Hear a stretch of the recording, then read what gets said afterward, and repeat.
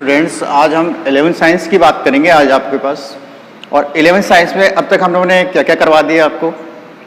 एक तो हो गया जे थॉम्सन, एक बोर का प्रमाण प्रदीप हो गया, मैक्स प्लैंक का कणी सिद्धांत हो गया, ठीक है, मैक्सवेल का तरंगी सिद्धांत हो गया आपके पास, और डी ब्रोगली का द्वैत सिद्धांत हो गया आपके पास, ठीक है।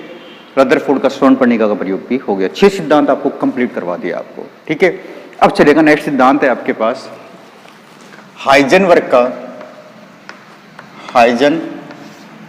का अनिश्चितता का सिद्धांत। अनिश्चितता का सिद्धांत लिख लो, इसमें आप समझा देंगे आपको। किसी भी सूक्ष्म कण के लिए लिखते जाओ, आप समझाएंगे फिर आपको। किसी भी सूक्ष्म कण के लिए, छोटा कण को बोलते हैं सबसे सूक्ष्म कण बोलते हैं, छोटे कण को बोलते हैं सूक्ष्म कण। किसी भी सूक्ष्म कण के लिए स्थिति, कण की स्थिति लिखना, कण की स्थिति व संवेग का अध्ययन नहीं किया जा सकता है, ठीक है। किसी भी सूक्ष्म कण के लिए स्थिति व संवेग का अध्ययन एक साथ नहीं किया जा सकता है। एक साथ जरूर लिख देना। क्या बोला? किसी भी सूक्ष्म कण के लिए स्थिति व संवेग का मापन एक साथ नहीं किया जा सकता है, ठीक है। यह सिद्धांत किसने दिया था? हाइजेनबर्ग ने। और लिखो, यदि हम स्थिति का अध्ययन करते हैं, समझा दूंगा एक साथ। यदि हम कण की स्थिति का अध्ययन करते हैं तब संवेग को नगण्य मानते हैं। क्या बोला मैंने? जब हम कण की स्थिति का अध्ययन करते हैं तब हम संवेग को नगण्य मानते हैं। इसी प्रकार संवेग का अध्ययन करते हैं तब, इसी प्रकार जब संवेग का अध्ययन करते हैं तब कण की स्थिति को नगण्य मानते हैं। इसका निम्न सूत्र है, हाइजेनबर्ग के अनुसार निम्न सूक्ष्म कण के लिए निम्न सूत्र है del x into del p equal to h upon 4 pi. Del x से यहां पे कण की स्थिति में अनिश्चितता,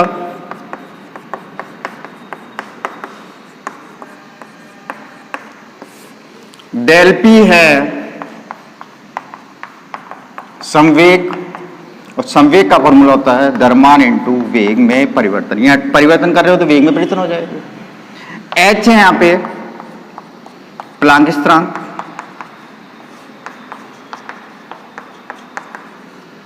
पाई का मान जानते हैं आप, दो बताते हैं आपको, ठीक है। एक थोड़ा सा टाइम लगेगा, हल्का सा देखते हैं क्या होगा। चलें,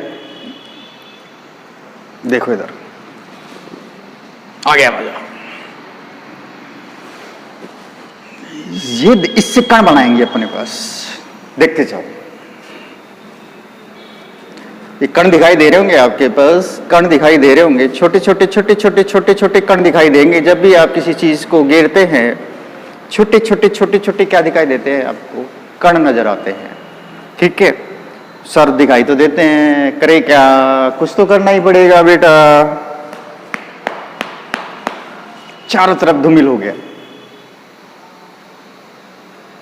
अब चलें, समझाए सिद्धांत को। क्या आप बता सकते हैं कि इस कण का द्रव्यमान कितना है? सूक्ष्म कण के अपने, अब मम्मी बोलती है बेटा 1 किलो चीनी ले गया मार्केट से, चीनी खत्म हो गई, ठीक है। पास से धुआं उठा हुआ था, कणों कणी कण उठे हुए थे। मन में ये विचार तो नहीं आता तुम्हारे कि यार इन कणों का वेट भी तो आ जाएगा? आता ही नहीं है यार। द्रव्यमान नगण्य होता है, ठीक है, नाम मात्र का होता है द्रव्यमान, इतना कोई प्रभाव नहीं पड़ता इस पे। तो कणों का जो द्रव्यमान होगा वो कैसा होता है? नगण्य होता है। ये बात समझाई। दूसरी बात, क्या आप बता सकते हैं ये कण कहां कहां जा रहे हैं? ये जो कण गए यहां से, अभी तो दिखाई दे रहे, छोटे छोटे कणों को अपन जब गिरते हैं तो इसे प्रतीत नहीं होता कि ये कहाँ जा रहे हैं, पता लगा सकते हैं। तो इसने दो चीज की स्थिति बताई, कण की स्थिति और संवेग। ठीक है, अब ये पता नहीं लगा पा रहे कि ये कहाँ जा रहा है, स्थिति डायरेक्ट से स्थिति ये भी नहीं पता लगा पा रहे कि कहाँ जा रहे हैं। तो ये सिद्धांत क्यों कर रहे हैं अपन? ये जो सिद्धांत है वो है छोटे कणों पर, सुस्तम कणों पर। और इन्होंने बताया अगर आप किसी भी सुस्तम कण की स्थिति का पता लगा पा रहे हैं कि वो आपके घर जा रहा है, ये मेरे घर आ रहा है, स्थिति का पता लगा पा रहे हैं कि वो वहां जाएगा, ठीक है, कि किसी भी सुस्तम कण की स्थिति का पता लगाना पड़े अपने के पास, तो आपको उसका द्रव्यमान, सुस्तम कण का द्रव्यमान नगण्य मानना पड़ेगा, तब आप उसकी स्थिति का अध्ययन कर सकते हैं। नगण्य का मतलब होगा ही नहीं, द्रव्यमान है, ऐसा नहीं है कि आपको मानना नहीं पड़ेगा द्रव्यमान है उसमें। इसी प्रकार अगर उस सुस्तम कण के द्रव्यमान का अध्ययन कर रहे हो तो आपको यह मानना पड़ेगा कि इसकी कोई स्थिति ही नहीं है। ठीक है, बात समझ में आ गई? यहां तक की कोई दिक्कत नहीं है। यहां तक ये सिद्धांत छोटा सा था आपके पास, कोई बड़ा सिद्धांत नहीं था। अब छोटे छोटे सिद्धांत है आपके पास, हटा दें इसको। भाई ये सूत्र याद कर लो, ये याद कर लो कि एक का अध्ययन करते दूसरे का अध्ययन नहीं करते। नेक्स्ट देखो, नेक्स्ट क्या है? नेक्स्ट आपके पास है श्रोडिंगर का तरंग फलन सिद्धांत। श्रोडिंगर का तरंग फलन सिद्धांत। श्रोडिंगर का तरंग फलन सिद्धांत।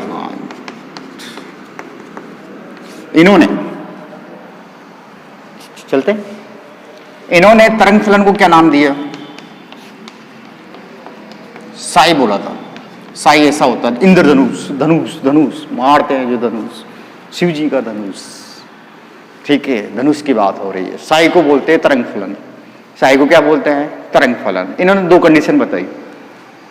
इन्होंने कितनी कंडीशन बताई? दो कंडीशन बताई। पहली कंडीशन थी साई बराबर क्या हो?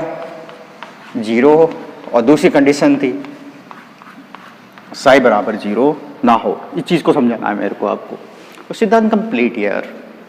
ठीक है, साई बराबर 0 क्या है और साई बराबर 0 नहीं है। इसका मतलब है नहीं है, यानी साई 0 नहीं है, और इसका मतलब है साई बराबर 0 है। देखो साई को क्या बोलते हैं? तरंग फलन। परमाणु के चारों तरफ चक्कर कौन लगाता है? परमाणु, नाभिक, कोष, L-M-N, परमाणु के चारों तरफ कौन चक्कर लगाता है? इलेक्ट्रॉन। जैसे जैसे इलेक्ट्रॉन गति करता है वैसे वैसे क्या बनती है? वे बनती है, रे बनती है आपके पास। वे रे तो किरणें होती है, वे तरंगे, तरंगों का निर्माण होता है। जैसे जैसे इलेक्ट्रॉन गोलाकार पथ पे चक्कर लगाता है वैसे वैसे किसका निर्माण होता है? तरंगों का निर्माण होता है। श्रोडिंगर ने इसी आधार पे बताया कि जब साई का मान 0 हो, यानी कोई तरंगे नहीं बने, क्या परमाणु का अस्तित्व रहेगा? ये मानो कि ये प्रोटॉन न्यूट्रॉन है और इसके चारों तरफ को ये है ही नहीं, कोई कुछ भी नहीं है। साई बराबर 0 का मतलब है कोई तरंगे नहीं बने, तो क्या ये परमाणु बन सकता है? नहीं हो सकता है। तो इन्होंने बताया जब साई बराबर तरंग फलन का मान 0 होता है, न तो परमाणु का अस्तित्व रहता है, न कोष का निर्माण होगा, न उपकोष का निर्माण होगा, न कक्षक का निर्माण होगा, न परमाणु का निर्माण होगा। इसी प्रकार दूसरा तर्क बताया, जब साई बराबर 0 नहीं हो, यानी साई बराबर 0 नहीं है, यानी 0 नहीं है, तरंगे बनेगी नहीं बनेगी? बनेगी। जब साई बराबर 0 नहीं होगा तो एक से अधिक क्या बनती है? तरंगे बनती है। क्या बनती है? तरंगे बनती है। और तरंगे जैसे जैसे बनती जाती है, के, एल, एम और एन का क्या होता है? कोष का निर्माण होता है। और कोष में क्या पाए जाते हैं? उपकोष। उपकोष में क्या पाए जाते हैं? कक्षक। और परमाणु का क्या रहेगा? अस्तित्व रहेगा। बात समझ में? स्टेबल रहेगा वो कंपाउंड आपके पास। ये सिद्धांत किसने दिया? श्रोडिंगर ने दिया। बात इतना सही है आपके पास। ठीक है, अब नेक्स्ट चलते हैं। इसका एक समीकरण भी है, अगर याद हो तो कोई दिक्कत नहीं है। ठीक है, आप आओगे जब करवा देंगे, कोई परेशानी नहीं है, लेकिन किताब में नहीं है और इसका कोई लेना देना भी नहीं है अपने पास। बीएससी के अंदर जरूर है आपके पास, ग्रेजुएशन करते हो, ऊपर की जब डिग्री करते हो, तब ये फॉर्मूला जरूर आएगा। डेल स्क्वायर साई, श्रोडिंगर का समीकरण है del square psi plus del x square plus del square psi plus del y square plus del square psi plus del z square plus 8 pi square m बटा e minus v equal to 0। ये साई का है पूरा formula. ये जो formula है, ये से लेके यहाँ तक का जो फॉर्मूला है वो तरंग फलन का फॉर्मूला है, जो आपके नहीं है, जो आगे क्लास में पढ़ेंगे अपने पास, बीएससी रहा, एमएससी रहा, उन क्लासेस में जरूर आ जाता है ये। ठीक है, डेल स्क्वायर साई प्लस बटा डेल एक्स स्क्वायर प्लस बटा del square psi plus del z square y square, ये करते चले 8 स्क्वायर किसका नाम। नेक्स्ट सिद्धांत है आपके पास, कौन कौन सिद्धांत हो गए आपके पास आज अभी अपने पास। ठीक है, एक तो श्रोडिंगर हो गया आपके पास और एक हो गया हाइजेनबर्ग। तीसरा सिद्धांत आपके पास है प्रकाश विद्युत प्रभाव। प्रकाश विद्युत प्रभाव दिया H.A. हटज ने। प्रकाश विद्युत प्रभाव किसने दिया था? H.A. हटज ने दिया था। ठीक है, ये क्या सिद्धांत है भाई बताएंगे अपने पास। ठीक है, तो लिखते चलो पहले आप। ये सिद्धांत H.A. हटज ने दिया। इस सिद्धांत के अनुसार सोडियम को Na बोलते हैं, पोटेशियम के बोलते हैं rubidium, sodium potassium rubidium Rb से बनी धातु पर प्रकाश को उच्च आवर्ती स्वरूप सोडियम पोटेशियम रुबेडियम व सीजियम पर धातु पर उच्च आवर्ती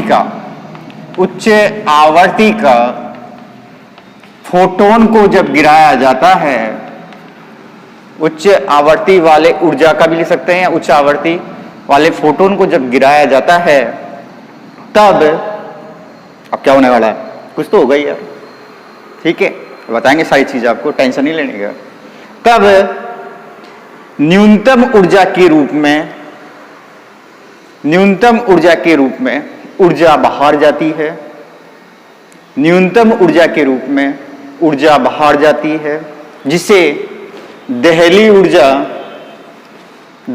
ऊर्जा या कार्यफलन ऊर्जा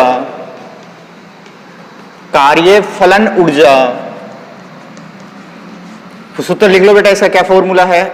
एच डेल ई बराबर ई नोट बराबर एच मी नोट। अभी बता देंगे और आपको टेंशन नहीं लेने का आपको। ठीक है, तब न्यूनतम ऊर्जा के रूप में ऊर्जा बाहर जाती है, जिसे कार्यफलन ऊर्जा या दहली ऊर्जा कहा जाता है, तथा इलेक्ट्रॉन को धातु से अलग करने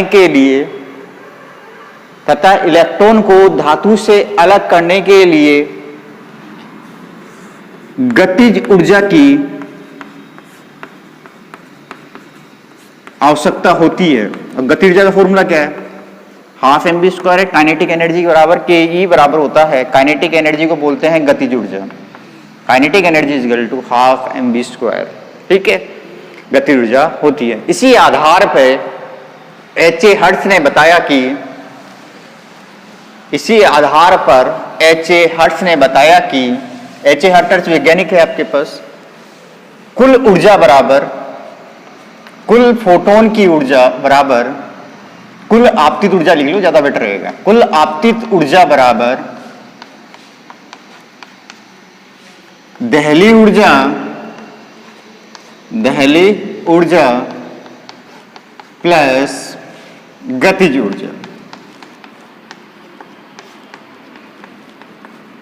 ठीक है, अब समझाएंगे आपको।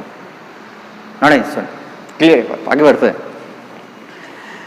ये मानो सौर पैनल की बात हो रही है।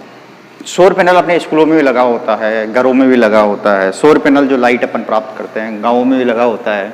ठीक है, बिजली उत्पन्न करते हैं अपने पास सूर्य देवता के द्वारा। सूर्य देवता जब प्रसन्न होते हैं, प्रसन्न का मतलब हंसते हैं क्या? अरे भैया उगते हैं। ठीक है, उसकी बात हो रही है यहाँ पे। सौर पैनल ऐसे लगा होता है धातु आपके पास, ठीक है। जैसे ही धातु पर गिरता है सौर पैनल की धातु पे जब गिरता है, ठीक है, तो धातु की बात करें, छोटी सी चीज बताऊंगा आज आपको मैंने। धातु में दो भाग होते हैं, ये आपके थोड़ा आगे क्लास में जाओगे जब ज्यादा समझ आएगा।